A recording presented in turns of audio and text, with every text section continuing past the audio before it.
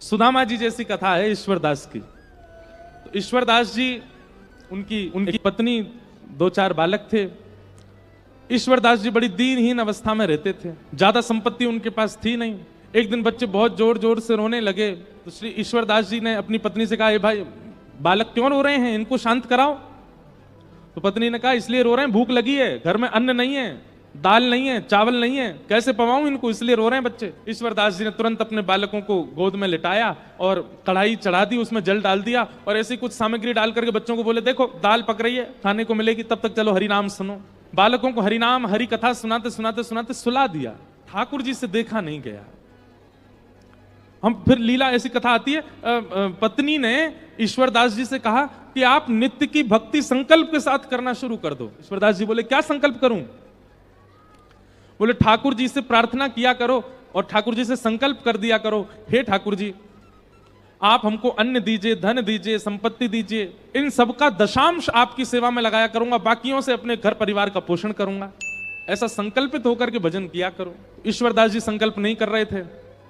पत्नी से कहा, बोले मैं अन्न रोटी मांगूंगा भगवान से भजन करके। अरे भजन करके ठाकुर जी को मांगूंगा, कभी अन्न जल नहीं मांग सकता, चाहे भूखा मर जाऊं, चाहे प्राण निकल जाए, पर अन्न जल रोटी कपड़ा घर मकान ये सब ठाकुर जी से नहीं मांगूंगा। ये तो प्रारब्ध से मिलने वाली वस्तु है, इनके लिए ठाकुर जी को क्यों परेशान करूं मैं।